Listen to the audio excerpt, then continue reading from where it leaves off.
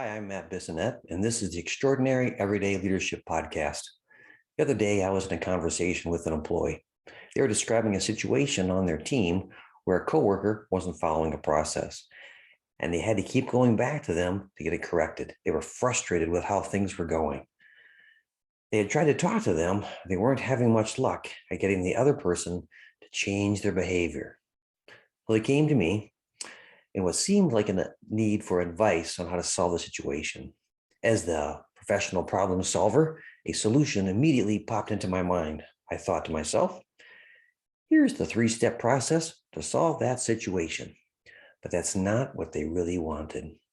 In listening to them and not rushing to respond, I found they wanted to be heard. They wanted to solve the situation themselves and not get me involved, but needed to run some ideas past me. They had some ideas on how to solve the situation. I just needed to listen and let them talk it out. Empathic listening is a leadership skill. It's demonstrating your empathy in your conversations. They needed to vent a bit and then feel like I understood them and the situation they were in. They wanted to be heard, but also empowered to solve the situation. Had I rushed ahead with my solution, I would have robbed them of both feeling heard and feeling empowered to solve the situation. Listening is a skill. Empathic listening takes listening to the heart level with your employees. You have heard the old saying, we have two ears and one mouth, so we should listen twice as much. There's some truth to that. There's also truth to just listening and not planning a response.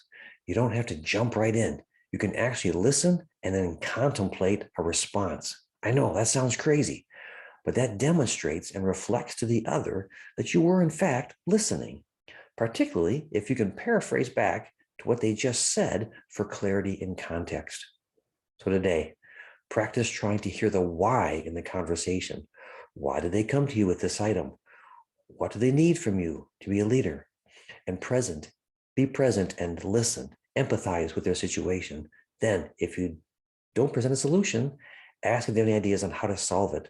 That's shifting your leadership from problem solving to coach.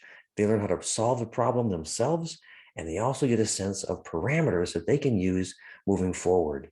That's good for them, and it's good for you too. I'll be back tomorrow with another episode of the Extraordinary Everyday Leadership Podcast. Have a great day and keep moving forward.